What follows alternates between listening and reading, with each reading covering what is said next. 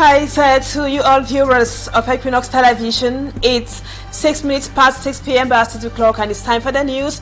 We thank you so much for joining us tonight. Our major stories this evening: the son of the late freedom fighter Ekane has attributed his father's death to a deliberate negligence of his dad's health by some Cameroonian public authorities.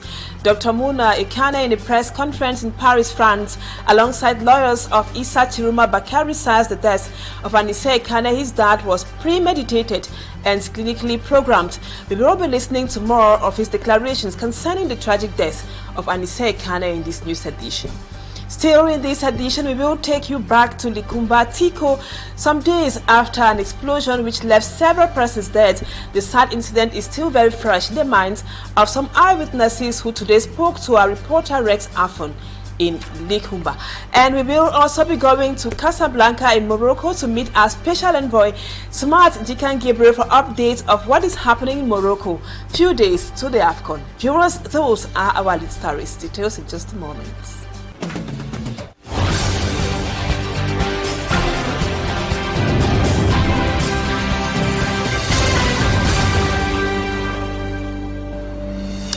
Welcome back, viewers. Thank you so much for always having confidence in us. Thanks for always being there.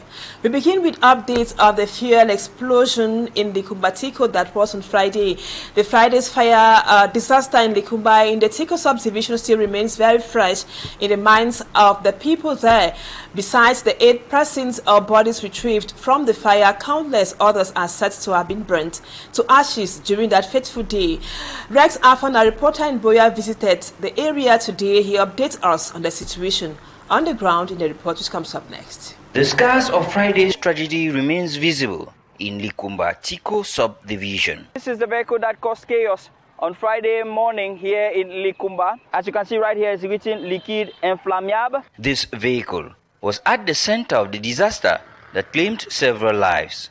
Reports confirm 8 bodies were recovered from the flames. What we removed, we could identify 8 distinct bodies that were already burnt. Just about one of them was physically not burnt, but was a victim of a severe head trauma.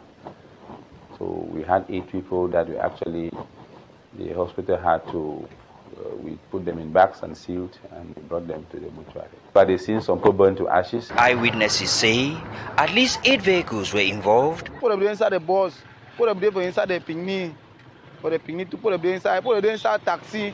But for taxi, put them not be block all. It just be about 3 people then. The other one be carry about 4 people then. But most people the way they mostly die, na put they burn all.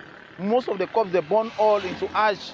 Most witnesses recount that majority of the victims were burnt beyond recognition. The recovered corpses still lie unidentified at the Tiko District Hospital mortuary. The only thing we can do at this moment is only DNA testing that can really confirm who is who.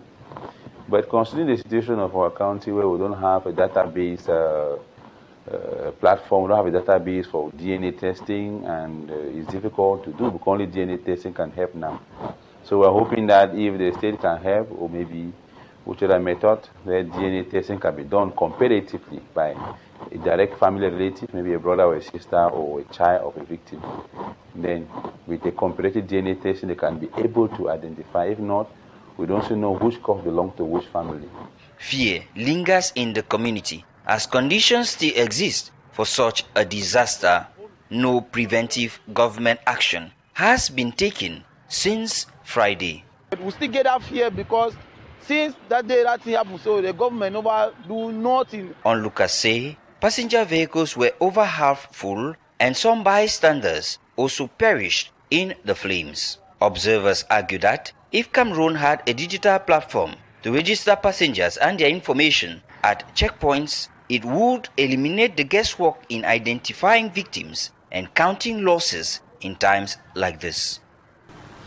Again, our sincere condolences to the bereaved families and a quick recovery to all the other victims who are in the hospital.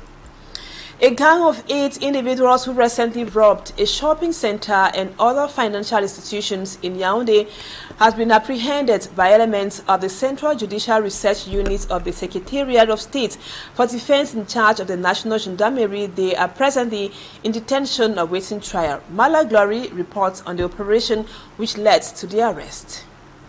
Few weeks ago, a video circulated on social media showing a gang of suspected thieves, popularly known as microbe, breaking into a shopping center in the Ngusu neighborhood in Yaounde and made away with a sum of 14 million francs CFA. Aside the shopping center, the same gang also attacked a snack bar and an orange money kiosk in the Bastos neighborhood. Les faits remontent au 19 novembre où on a une vidéo qui circule dans les réseaux sociaux montrant le braquage de l'établissement Santa Lucia à Ngusu aux environs de 2 heures où ces malfrats ont emporté la somme de 14 millions. Following numerous complaints, elements of the Central Judicial Research Unit of the Secretariat of State for Defense in charge of the National Gendarmerie launched an investigation which led to the arrest of 8 persons. Bon, ayant été saisi par voie de plainte par l'établissement Tal Investment et par le Launch Bar, le Bliss, au cours des investigations, nous avons réussi à mettre la main sur environ 8 personnes. The gang had as modus operandi to identify financial institutions and commercial centers during the day, preparing for their operations at night. Dont le mode opératoire consiste à identifier au courant de la journée des potentielles victimes, notamment des établissements bancaires, des établissements de commerce et également des points de transfert d'argent. One of the victims of the attack recounts the sad experience. Il était environ 3 heures passées. Nous avons subi une visite inopinée. The attack that night by the said individuals who were in possession of dangerous weapons left them in total trauma. Dans le supermarché, ils ont surpris les agents en train de travailler. The suspects will be presented before the Yaounde military court in the days ahead to answer to their crimes. You don't go away, Glory. You take us this time around to Banga to tell us that about 90% of households in the town of Banga drink water from doubtful sources, and they complain the lack of potable water in that area puts the health of their children especially at risk. An elite in that area recently provided a drinking water system for the locals. We are in Banga, one of the many areas in the Mongo division where access to potable water is a daily struggle. About 92% of residents rely on untreated water for drinking, at least 50% sourcing their water directly from rivers and streams surrounded by heaps of garbage. Another portion of the inhabitants depends on shallow and hand-dug wells. These sources are prone to contamination, especially from human and household waste. Boire, bon, ça nous aide à tout faire le ménage, tout de la maison. Il n'y a pas l'eau. Il faut l'eau quand on a été boire, on a été laver ici, on se lave ici. On lave les habits ici, on lave tout ici. In order to alleviate the people's suffering, Honorable Germany Benilde offered a drinking water system in quarter 10 and 11 to resolve the water crisis they have been facing for the past years. Je suis déjà à 9. Nous venons tout à l'heure de sélectionner le quartier 4, qui sera le 10. While promising to extend his hand of help to other neighborhoods. Nous allons continuer d'abord ainsi, afin que chacun puisse ne serait-ce que avoir de l'eau. In appreciation, the people also presented other worries, pleading with the authorities to look into the problem of waste disposal by providing them with waste bins. Le forage, c'est très bien, mais il nous faut les bacs à ordures. Notre souhait, c'est que nous restons dans les maisons et le robinet coule. Les bonnes eaux potables, c'est notre souhait là-bas. During his visit in Banga, Honorable Germany used the opportunity to call on the government authorities to address the problem of youth unemployment in Banga and the country at large.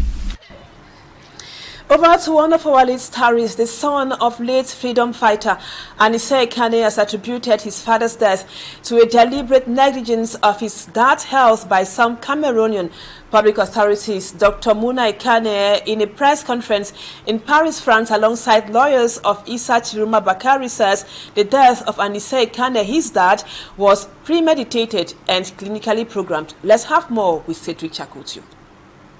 Days after Georges Ekane's death in detention on the 1st of December 2025, his children, during a press conference in Paris, France, in a strong and harsh tone, denounced the way their father was treated during his detention till his death. Il n'était pas mourant, il est mort au sein des locaux du secrétariat d'État à la Défense. To Dr. Ekane, his father suffered from a chronic lung condition diagnosed and monitored for 2 years. Si jamais mon père était atteint de multiples pathologies, pourquoi vous le détenez dans les locaux du secrétariat d'État à la Défense? This condition, he assures, in no way threatened his life. Pourquoi il est maintenu dans le locaux du secrétariat? To Junior Ekane, on his part, ce que mon père essaie d'expliquer, c'est que vous pouvez tuer le musicien, pas tuer la musique. It was a programmed clinical death. He attributes this outcome to premeditated acts and willful negligence on the part of the administration.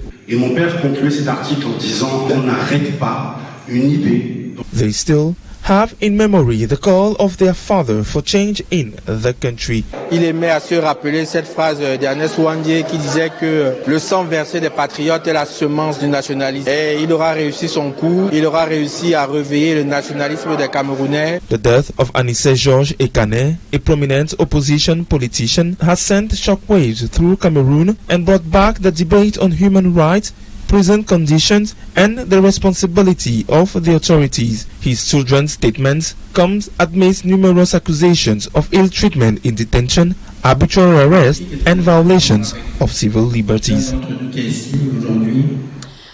And now the Christmas bells are already ringing in most major cities here in Cameroon. Even in remote areas, Christmas trees, dresses and other festive gadgets can be seen displayed in markets already.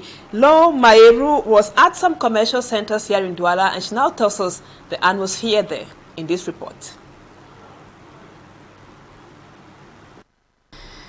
Well, we will be coming to the reports of Lo Maeru still in the course of this edition. In other news, once a powerhouse in the cocoa production in Cameroon's southwest region is striving to reclaim its former glory with the inauguration of a new cocoa processing mill in Kumba, a government initiative valued at over 700 million francs CFA aimed at revitalizing the troubled sector amidst ongoing insecurity and challenges faced by local farmers.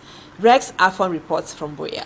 The southwest region, once the #1 producer of cocoa in Cameroon, has lost that position due to the persistent insecurity in most farming areas across the region.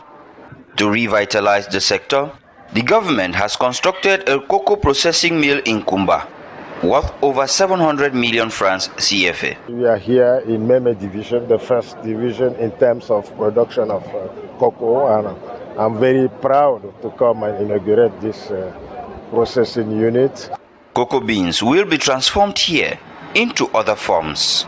This project is a 1 ton per hour semi-industrial cocoa transformation unit, from cocoa beans to cocoa butter and powder. This structure, according to experts, will boost the quality of cocoa produced. When the bean comes in, we go and do random sampling. We take about 500 grams or a kilo and come and analyze. If you look at that board there, you see we displayed the cocoa beans, we cut it open, and then we can determine from there, from the inside of the cocoa, the amount of mold, the amount of unfermented cocoa.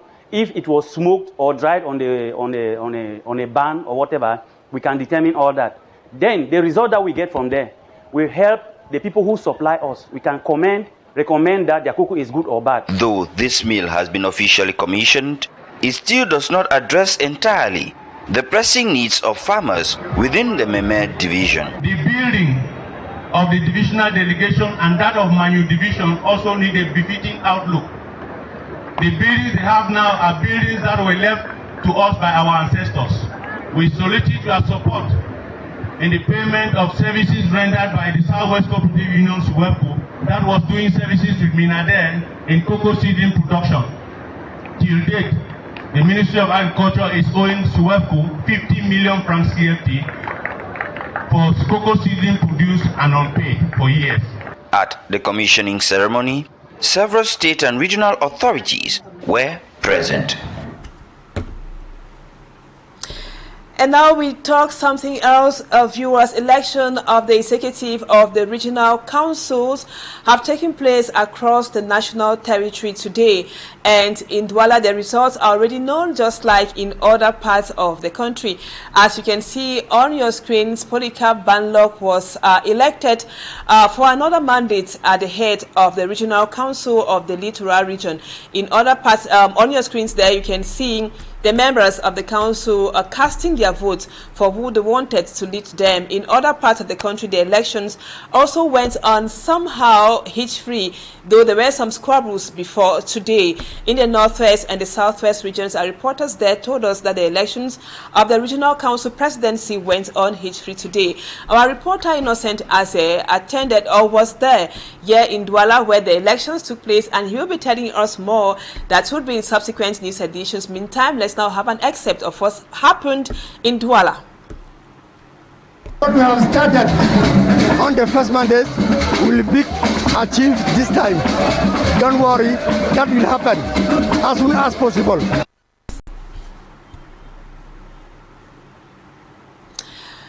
We are surely having issues having that except in its entirety. Let's now listen to one of the members or one of the council members who cast their votes for his or her favorite candidate. Let's listen to her in this excerpt.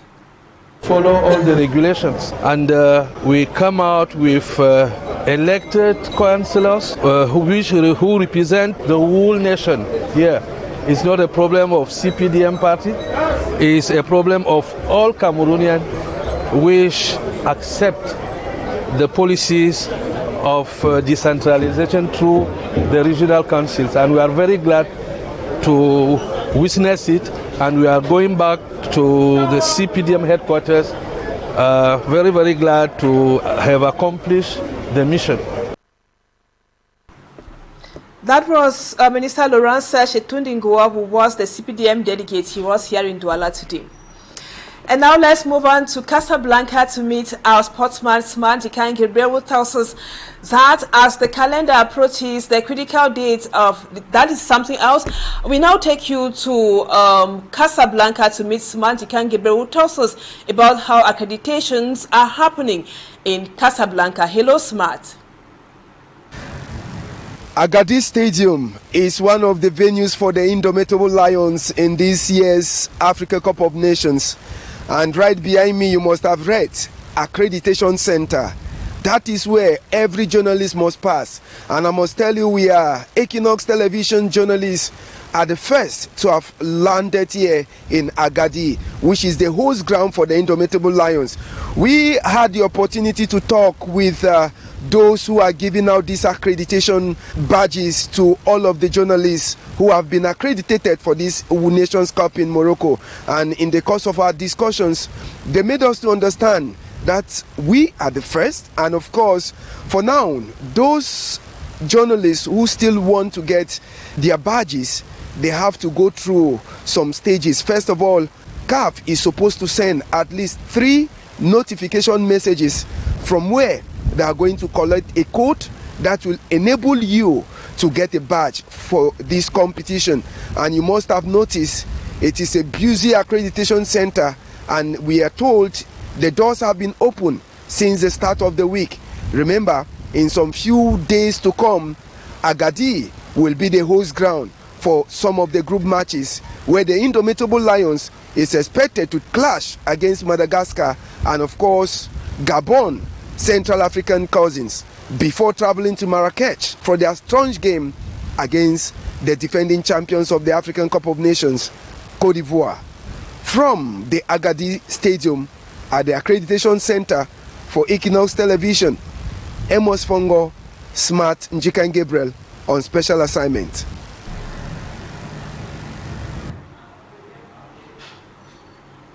Thank you, Smart. We sincerely apologize for that mix-up. Now let's talk about accreditation. You tell us that the Confederation of African Football CAF has officially announced that accreditation badges are now available. You just mentioned it a while ago for all journalists who were accredited for the Africa Cup of Nations in Morocco. Smart Gabriel, you moved from Casablanca to Agadi and visited the accreditation center of the journalists hoping to cover games at the Agadi Sports Stadium. An effigy of the Africa Cup of Nations made out of bulbs has become the major side attractions for some Moroccans and visitors at the esplanade of the Agadi Sports Stadium. The huge effigy, which is still being given the last touches, has become the most attractive object, with most of those who come around forced to take pictures. Meanwhile, at the other end of the esplanade of the Agadi Sports Stadium, bulldozers could be seen finalizing some works, and some other people have spade, brushes in their hands, struggling to clean off the area. A Moroccan fan is already seeing a huge success in the upcoming Nations Cup. People from all around here in Agadir will come to watch the games of Egypt, of Cote d'Ivoire, and Gabon, a very difficult group. I wish they make it to the second step of the CAN, and I hope you guys do well in this event. Right now, all our hopes are on Morocco to win this edition. The Agadi Sports Stadium will play host to Group F matches during the AFCON that kicks off in the days to come.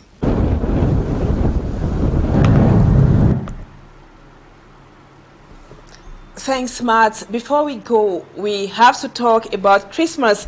We told you a while ago, viewers, that the Christmas bells are already ringing in most major cities across the country, even in remote areas. Christmas trees, dresses, and other festive gadgets are already being displayed in most markets in Douala. Our reporter, Law Mayeru, made a stop over at some commercial centers here in Douala. She now tells us what she saw and what she heard.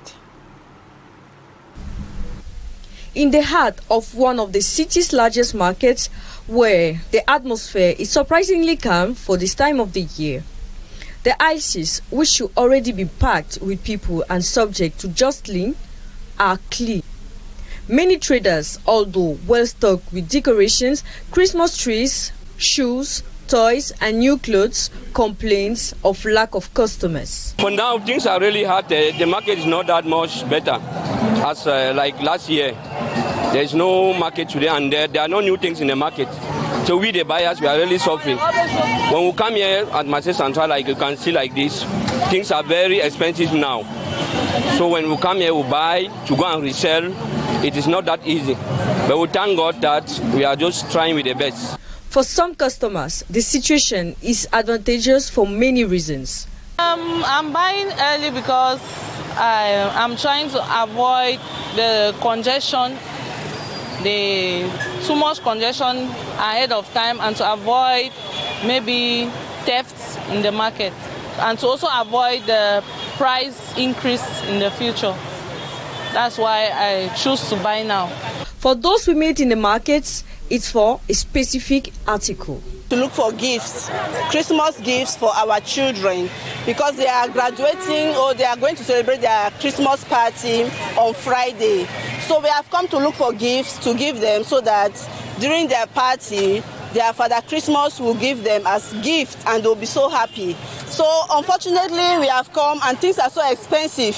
It seems as if the price is on the rise every year. You see this small motor car, it's already 4,000 francs. So how you have like 3 or 4 children, how can you buy each of them 3,000 francs or 5,000 francs? It's going to be so expensive. Look how small the gift is. But how are we going to do? So to make the children happy, we just have to sacrifice and buy them this gift. Douala's market is waiting for a rush that hasn't started yet. Will the final day save Christmas for the traders, or will the year be a reminder of an expensive Christmas when everyone had to be careful with their spendings. Thank you, Lord Maebru. And that report brings us to the end of this edition of the news. Viewers, thank you so much for being with us. Our programs continue this evening. Tomorrow we will be again together, same time, God willing. Bye-bye for now.